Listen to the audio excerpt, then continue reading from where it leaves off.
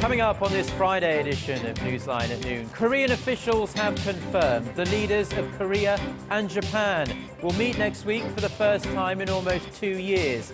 The encounter, arranged by the US, will be in the form of a trilateral summit in The Hague. Singling out deregulation as a new engine of growth, President Park Geun-hye orders government officials to draw up concrete steps to dump a fifth of the country's regulations. Plus, the lower house of Russian parliament gives the green light to a treaty endorsing Moscow's annexation of Crimea. These stories and more on Newsline at noon.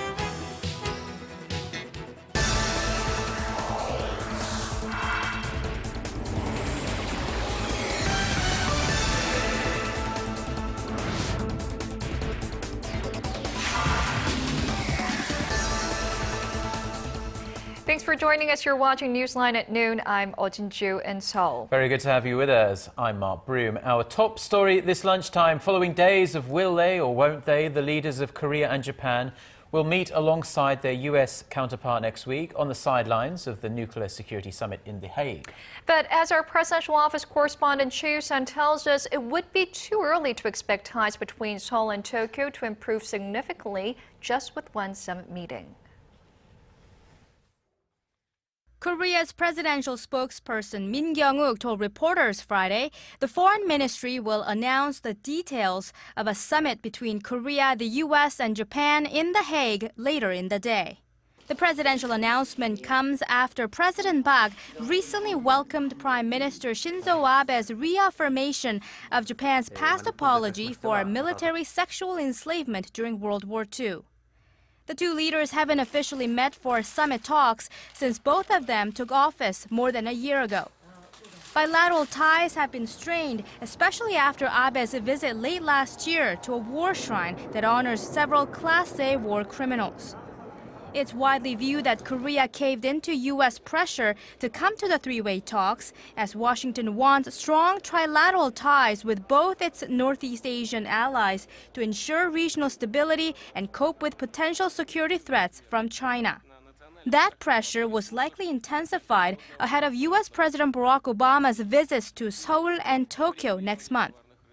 While some experts say the upcoming dialogue could be used to break the impasse between Seoul and Tokyo, others say it would be far-fetched to expect an immediate thawing of relations.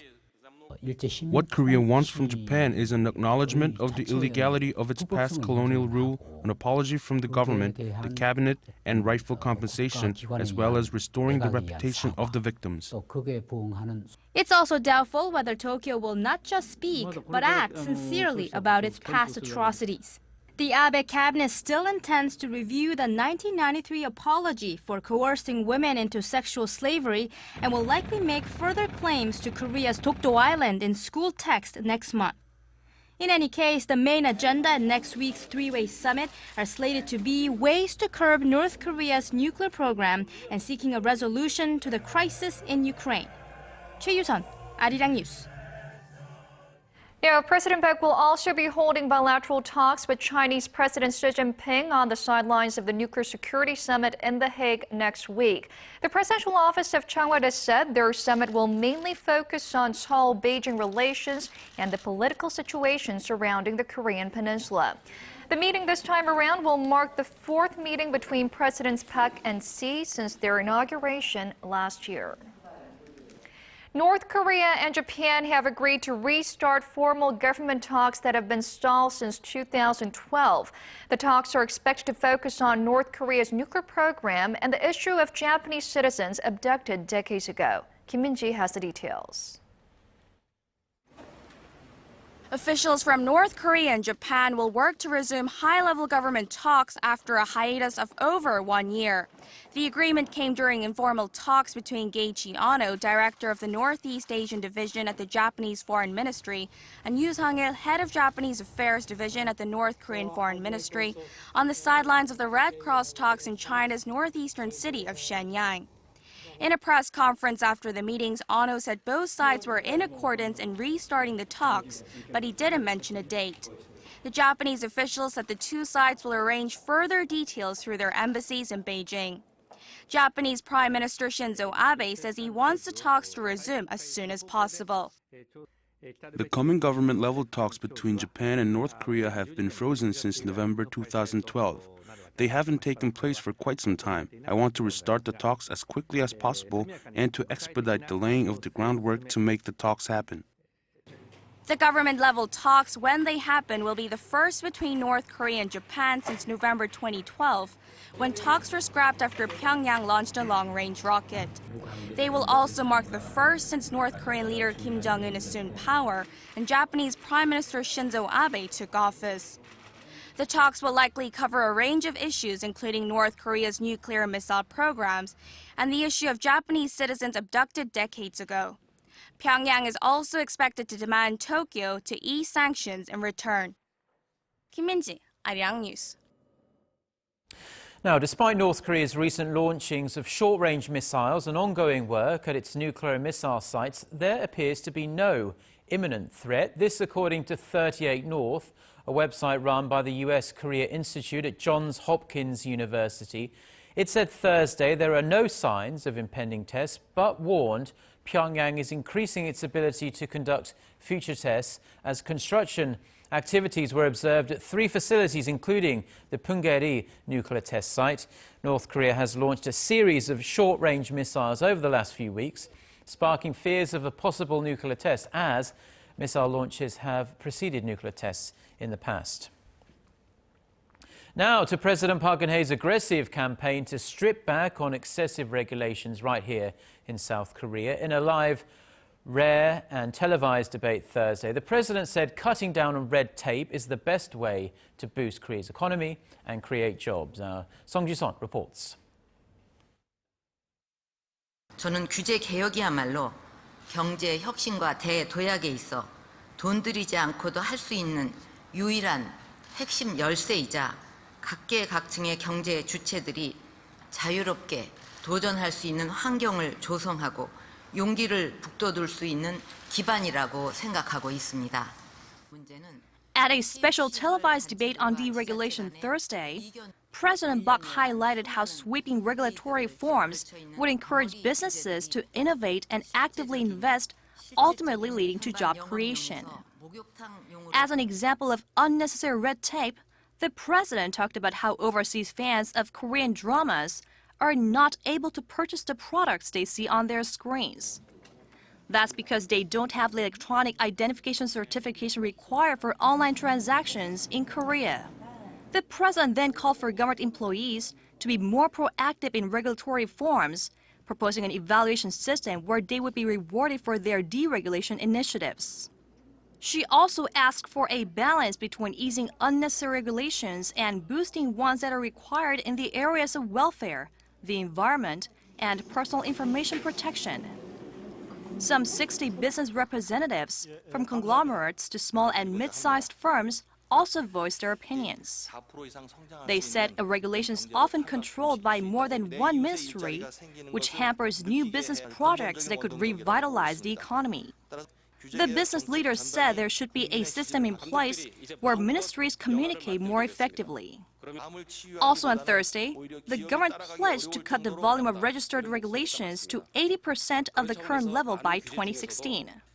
Next year, the government will adopt Britain's control system that automatically eliminates existing regulations where new ones are introduced to ensure there's no extra cost to public and businesses. Song Ji-sun, Arirang News.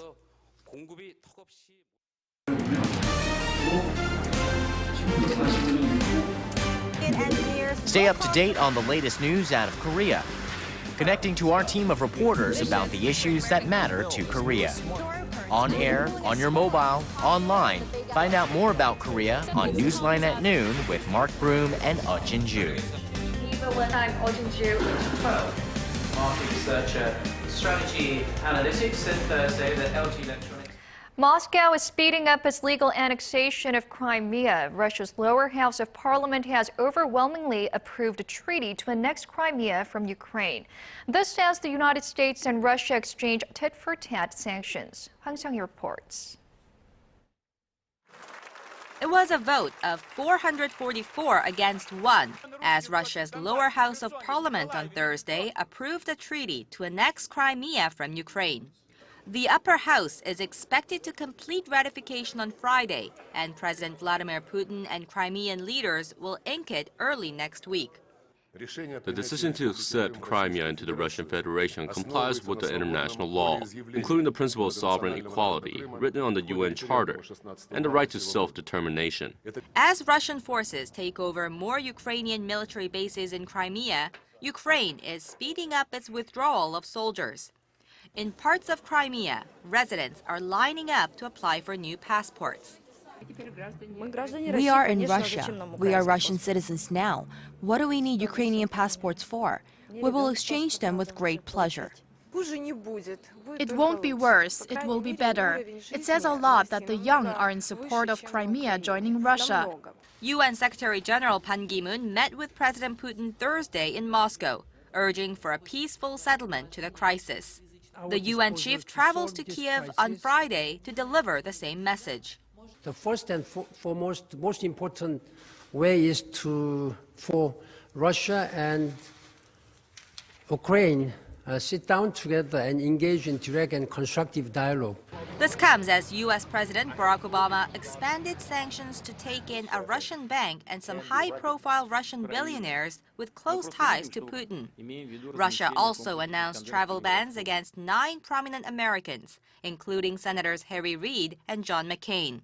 EU leaders are looking into further sanctions on Moscow during a 2-day European Union summit in Brussels that ends Friday. 황상희, Arirang News. The world's most advanced survey ships and observation planes are once again converging on a location in the south of the Indian Ocean after possible debris from the missing Malaysia Airlines jet was found. Authorities in Australia said Thursday they had seen 2 large objects in the ocean. Connie Lee has more. Poor weather conditions of rain and clouds hampered the search of possible debris of the missing Malaysian Flight 370. Search crews, including 1 Australian military plane, reported back with no new findings. Unfortunately, with the weather conditions as you experienced on the flight, we're unable to locate any wreckage or debris. The massive search operation went underway late Thursday after Australian authorities announced that 2 objects spotted in the Indian Ocean could be related to the missing airliner. According to satellite images, the objects were found about 2,300 kilometers away from Australia's city of Perth. And we must keep this in mind. The task of locating these objects will be extremely difficult, and it may turn out that they are not related to the search for Flight MH370. Still, officials in Malaysia are being hopeful. Every lead is a hope, and we have been very consistent. We want to verify, we want to corroborate. We are in the process of verifying and corroborating the information. But families of the Chinese passengers who were on that plane are losing their patience. As some of them wait for answers at a hotel in Beijing, their anger is growing, especially toward the Malaysian government. I'm telling you, from 1 o'clock to 8 o'clock, you all knew where that plane was. Now you also know where it is. You're cheating us family members. The Malaysian flight with 239 people on board was headed to Beijing from Malaysia when it disappeared on March 8th. Connie Lee, Arirang News. The 10th round of free trade pact negotiations between Korea and China have ended without any major breakthroughs. During the talks, which took place over 5 days in Ilsan, north of Seoul, the 2 sides discussed tariff concessions on various goods, including items classified as both sensitive and highly sensitive. Seoul asked China to open its petrochemical and manufacturing industries, while China demanded that Seoul open its agricultural market. Unable to find common ground, officials agreed to talk further at the next round of negotiations in China. China is Korea's top trading partner, with analysts predicting that Seoul's GDP will increase by up to 3% in the 10 years after the deal takes effect.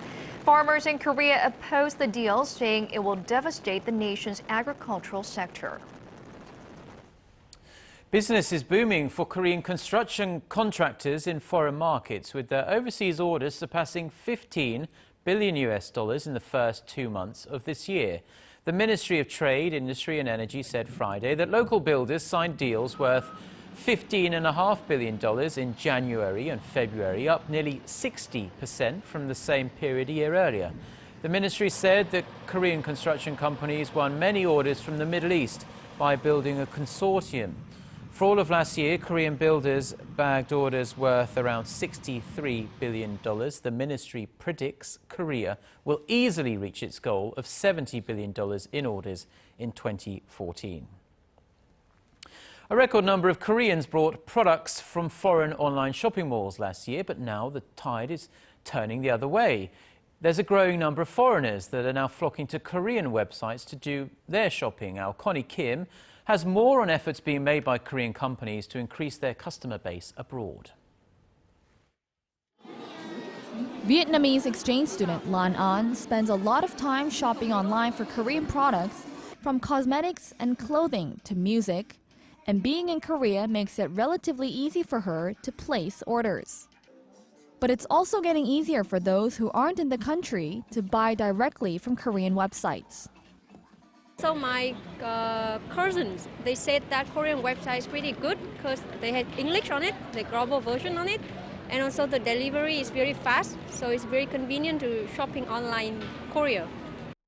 People like Lan An's cousins in Vietnam have jumped on board the online shopping trend, as has the Korean government. The finance ministry last week released plans to support an expansion of the nation's online shopping export market by opening the door to more simplified payment procedures. The online export market came in at $25 million last year, but the government wants that figure to rise to $100 million by 2017.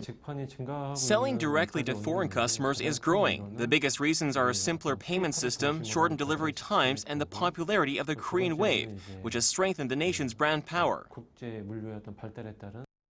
Reflecting the growing trend, Lotte.com launched a global shipping service last month that extends to 19 countries. Online orders from abroad are sent directly to this warehouse. And with most of the products already stored here, they can be shipped out to global customers in as little as 3 hours. Gmarket, one of Korea's biggest online retail stores, was at the forefront of the shift toward building an overseas customer base. With websites in English and Chinese, its sales increased by 125% last year from 2012. It's not only large retailers that are looking to reach out to the world.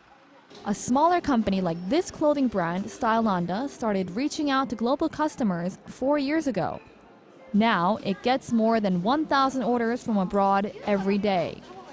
Aiming to go big like Stylenanda, a growing number of small businesses are turning to companies like MakeShop, which provide services such as global shipping and translation. And with more businesses expected to venture into new markets overseas, global sales will begin taking up a greater piece of the pie in the Korean online shopping industry. Connie Kim, Arirang News. Korea's 3 mobile carriers have promised to stop providing customers with illegal subsidies. This comes after they were hit with tens of millions of dollars in fines on top of a minimum 45-day business suspension. Our Na Hyung-young reports. The first thing the nation's 3 mobile carriers promised was to root out the practice of offering subsidies to lure customers once and for all. At a joint press conference Thursday, SK Telecom, KT, and LGU Plus vowed to shift their sales paradigm from one oriented around illegal subsidies to one that's service-oriented. To do that, they will work with the country's handset makers, including Samsung and LG Electronics, to lower the factory price of cell phones so that retailers will not feel the need to give subsidies to their customers, thereby igniting an unfair competition in the market. The 3 carriers also plan to launch a market monitoring team run by the 3 firms, and they will temporarily sever the network of retailers that violate regulations. Thursday's announcement comes after the 3 were put under a minimum 45-day business suspension by the ICT Ministry and the Korea Communications Commission earlier this month. The penalty was their punishment for attempting to entice customers with subsidies. This is a customary tactic in Korea's mobile telecommunications market, where mobile carriers pay a huge chunk of what a customer is supposed to pay for a mobile device. Despite the telecom companies' will to offer better services and stabilize the market, skeptics say their plan as of now is too vague and that the three are shifting responsibility to the retailers rather than fixing the problem at the source. 나현경, Arirang News.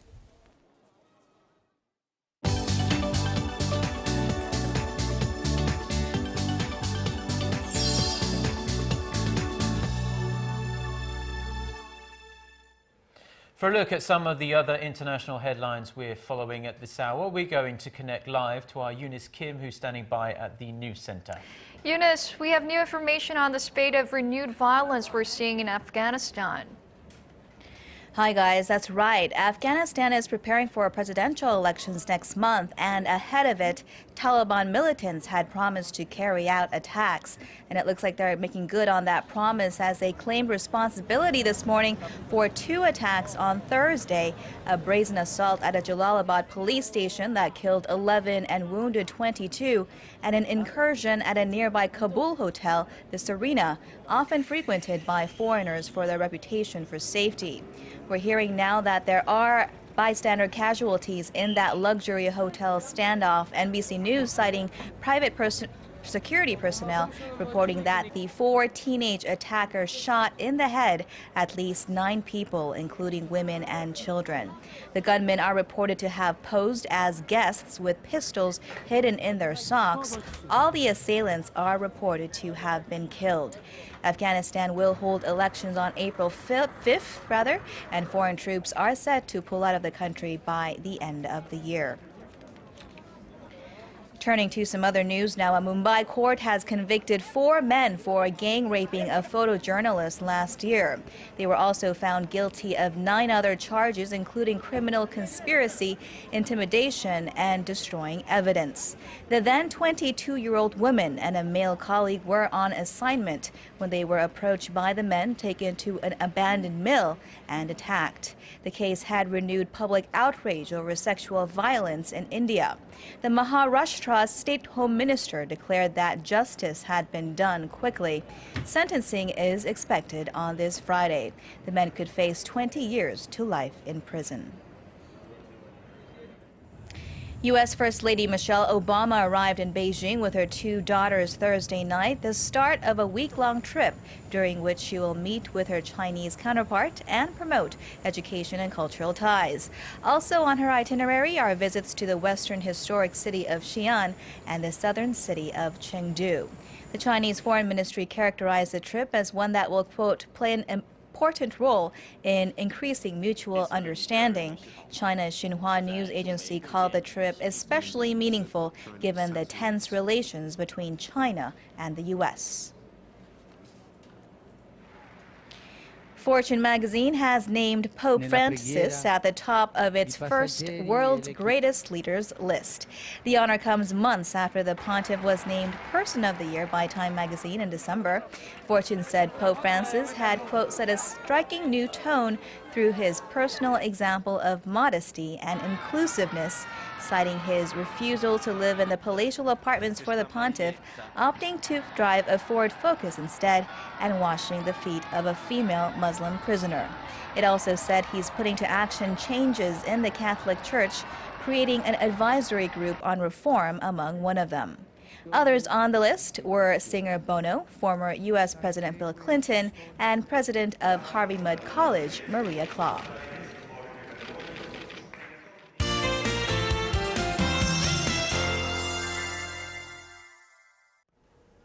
Well, according to the East Asian calendar, today is Chunmun, the spring equinox, and the days should start to get longer than the nights. So the calendar is telling us that it is spring and sky is crystal clear today, but the top temperatures will remain low teens across the nation. But it will get much warmer starting tomorrow afternoon, so plan ahead for a sunny and mild weekend. And it looks like the daily highs will continue to hover in the mid to upper teens next week here in the capital. So I would say today should be the last somewhat chilly day of the season. The afternoon high in Seoul will rise to 12. Daegu and Gwangju should top out at 14 and 11 respectively, while Busan will get up to 13. Now let's see how other regions are looking. It looks like down on Jeju will climb up to 11. Daejeon will peak at 12, while the top temperature on Mount Kumgang will be at 2 this afternoon. Well, that's all for me this week, and I hope you have a wonderful weekend.